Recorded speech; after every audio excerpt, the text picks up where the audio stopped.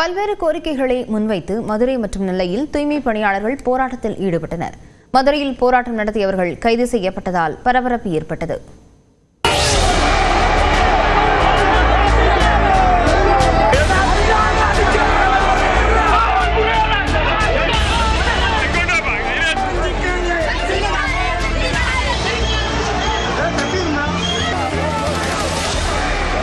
மதுரையில் தூய்மை பணியாளர்கள் நடத்திய போராட்டத்தின் பரபரப்பு காட்சிகள் தான் இவை. தமிழ்நாட்டின் தலைநகர் சென்னையில் தங்களது கோரிக்கைகளை நிறைவேற்ற கோரி அண்மையில் தூய்மை பணியாளர்கள் 13 நாட்களாக தொடர் போராட்டத்தில் ஈடுபட்டது பேசுபொருளானது. இந்நிலையில் மதுரை மாநகராட்சியிலும் தூய்மை பணியாளர்கள் ஏராளமானோர் திரண்டு போராட்டத்தில் ஈடுபட்டனர்.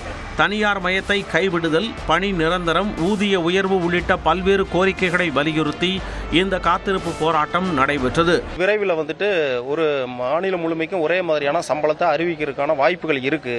இதுக்கடையில் நான் அறிவிக்கிறது எப்படி சாத்தியம் அப்படின்னு மாதிரி சொன்னாங்க. நாங்கள் என்ன சொல்றோம்னா, இது மாநில அரசு அறிவிக்கிறது ஒரு பக்கம் இருக்கட்டும், நீங்க சம்பள உயர்வு கொடுப்பது என்பதை நீங்க அரசோட கலந்து பேசிக்கொண்டு இந்த போராட்டம் இதுக்காக தான் நடந்துகிட்டு இருக்கு. இவ்வளவு நேரம் இத்தனை பணியாளர்கள் காத்துக்கிட்டு இருக்காங்க, வேலைக்கு போகாம இருக்கிறாங்க அப்படின்ற விஷயத்தை எடுத்து சொல்லுங்க.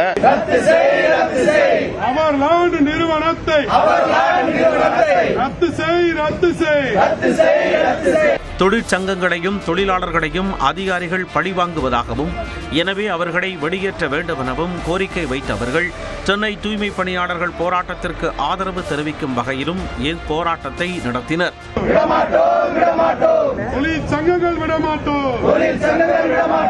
அதன் தொடர்ச்சியாக தூய்மை பணியாளர்களுடன் மாநகராட்சி நிர்வாகத்தினர் 6 கட்டங்களாக பேச்சுவார்த்தை நடத்தினர்.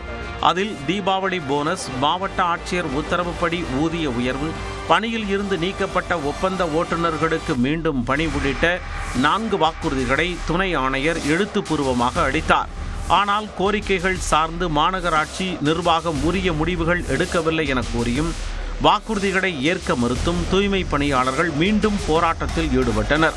காலையில் தொடங்கிய போராட்டம் இரவு 9 மணி வரை என சுமார் 12 மணி நேரம் நடைபெற்றதால் மதுரையே பரபரப்பாக மாறியது. இந்நிலையில் போராட்டத்திற்கு அனுமதி அளிக்க மறுத்த காவல்துறையினர் ஏராளமானோரை கைது செய்தனர். ஒத்துழைக்க மறுத்த பணியாளர்களை குண்டுக்கட்டாக வாகனங்களுக்கு தூக்கிச் சென்றனர்.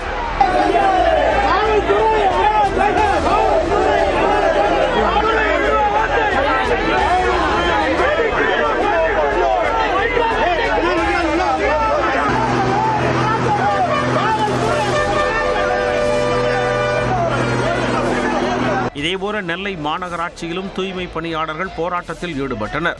மாநகராட்சி மைய அலுவலகத்தில் தரையில் அமர்ந்து ஏராளமானவர்கள் போராட்டத்தில் ஈடுபட்டனர்.